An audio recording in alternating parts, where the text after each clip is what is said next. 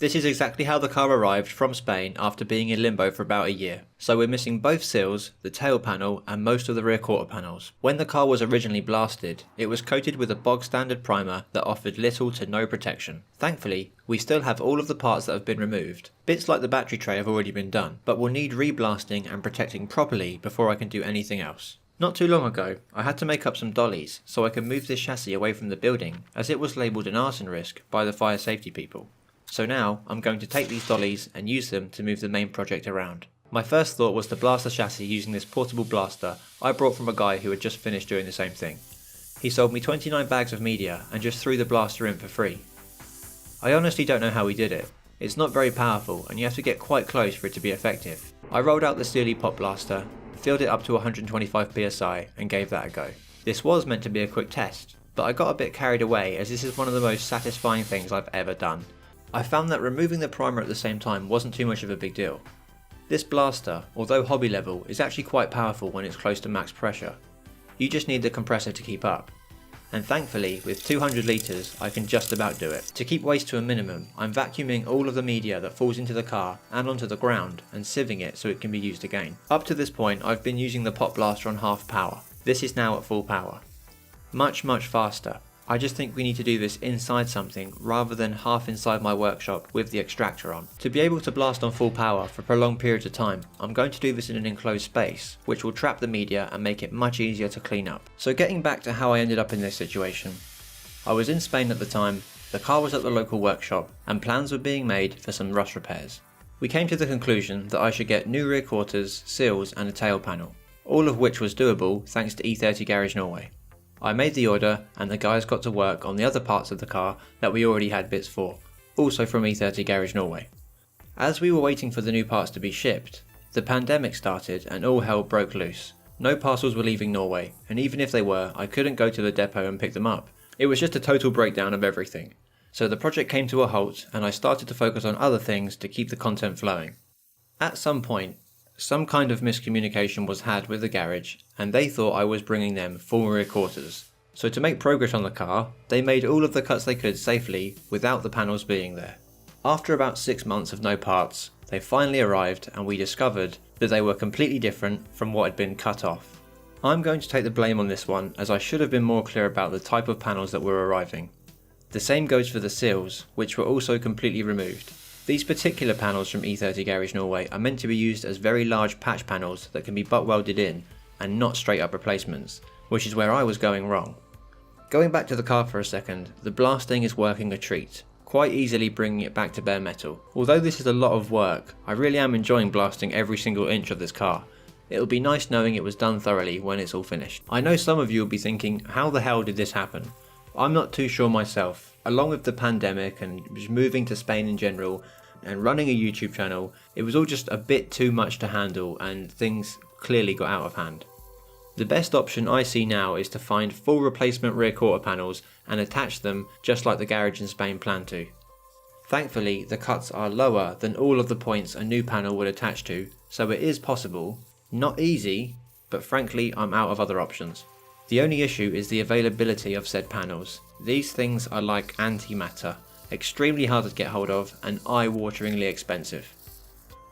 I had someone from BMW tell me very recently that he saw 2 on eBay sell for 1.5k and then a week later the person who bought them listed them separately for 2k each and they sold immediately. So this isn't looking good for me at all. The original quarter panels are ruined, especially after being removed thinking they weren't going to be needed anymore, so they can't be used. The patch panels from E30 Garage Norway are just that, patch panels, so they won't do. The only way I can see myself getting out of this is to take the quarter panels from the chassis I got for £200 that was on its way to the scrapyard. I've had a few people offer me £500 for that chassis, and I was tempted to sell it, as it needs pretty much every part and a lot of welding to bring it back to life. So I feel like this is just a perfect option for me at the moment. It just feels like it was meant to fall into my hands when it did, just to fix this particular problem. It's not what I wanted to do, but it's the only thing that makes sense. We're almost there now. It's starting to look a lot less depressing. It's mostly just the inside and the engine bay left. The sides are looking really good, as well as most of the boot and the parcel shelf. Once the car's on its side, I'll finish the boot off along with all of the other hard to reach bits like inside the roof. This is definitely a very rewarding thing to do though. Almost instant gratification, and it's nice knowing it's going to stay this way this time round. The only major bit left now is the right side footwell, and then just a few small areas like the sunroof and the boot side panel. With not a lot of blasting left to do, I had a mains water pipe burst right outside of my workshop and flood the front of it. I didn't get to do much blasting on this day as I was saving my stuff from getting wet and trying to block the flow of water with bags of blasting media, which kind of worked. At this point, 99% of the bits I'm blasting on this first round are done. I just need to clean down one last time before I blast it for the final time, going over the entire car to make sure all signs of rust and primer are gone. Surprisingly, I didn't lose much media during this. I still seem to have as many bags as I did when I first started. And just so you don't think it's me, you can see the flow of water and all of the sand it left behind when the mains pipe burst. Thankfully, it flowed around the back of the workshop and didn't flood the rear half. I did feel a bit sorry for my shop vac on this one, but it handled it surprisingly well. The only issue I had is the huge static shocks I'd get if I forgot to hold onto the car. And I'd still get them off the vac if I touched it by mistake. I thought a few of them were going to induce a heart attack or something, they were that shocking. With all of the media gone, you can really see the difference. And doesn't it just feel great? Just a few more spots to go and it'll be ready for epoxy primer, which as I'm about to find out, isn't as straightforward as it sounds. Finally, on day 5 of blasting, all of the easily accessible areas are blasted and I can drag it into the spray booth and get some paint down. Well, not quite.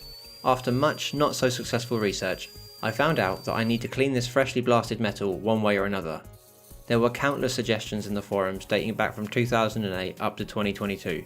And the general consensus in recent years is to wash the metal down with water and Dawn, as the Americans say, or fairy washing up liquid, as we say here in the UK, because apparently that strips off all of the residue from blasting and any other contaminants that might compromise the coating.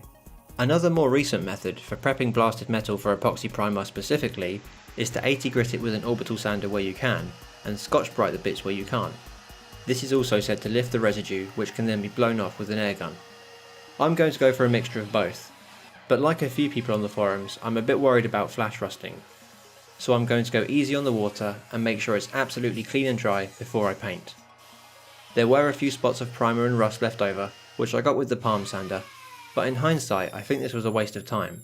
Because I can't blast, clean and paint the whole chassis in one go, I'm going to have to do this in stages. The blasted area needs to be sealed within the same day to prevent any flash rusting from forming. As much work as it's going to be, I'm going to do the engine bay first, then for example blast the inside of the car again, clean it down thoroughly and then paint it. Then I'll do the same for the boot and so on. I should have put some proper gloves on because the amount of times I cut my fingers and hands was just silly. Don't worry, I removed all of the blood afterwards to ensure maximum coating adhesion. So with all of the bits I can de-aid, I grabbed a roll of Scotch-Brite and rubbed down every single inch of the engine bay. I then carefully washed the car down, wiped it and air dried it. So this is the paint I've gone for, a 2-pack anti-corrosion epoxy primer from Novol, a primer specifically for car chassis and one that is designed to be painted over with 2K paint. This is the type of paint I should have gone for right after the car was blasted the first time. I've never seen a hardener like that in paint before. That must be a good thing, right?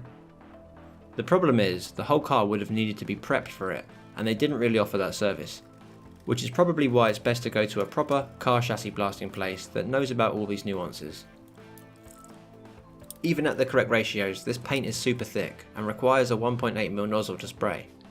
I have a 1.4 to 1.8mm, so this might be a bit of a squeeze, but I can always reduce the spray pattern to put more paint down at once. And with all of that in mind, I got started on painting the engine bay. It's actually a joy to spray over freshly blasted metal, knowing it will have a lasting effect on the car. After the first coat, I saw some imperfections in the paint, so instead of giving up and leaving in a strop, I finger sanded every single imperfection until the engine bay was smooth. I then cleaned the entire car from top to bottom, and then went over with a rag and some thinners. I then filled the gun up for a second time and tried again. This time everything went as it was supposed to, 2 good wet coats with a glossy finish, and most importantly of all, no grit under the paint. Thankfully I learned my lesson early on this one and didn't go crazy just painting the whole thing. I did get a bit carried away after climbing into the engine bay and painted myself in.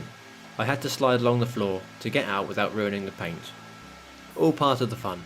And there we go, the engine bay is rust free and properly protected from the elements. This is now left to dry for a full 24 hours, at which point I can move on to the other areas of the car and in time have it all sealed up and ready for the welding stage.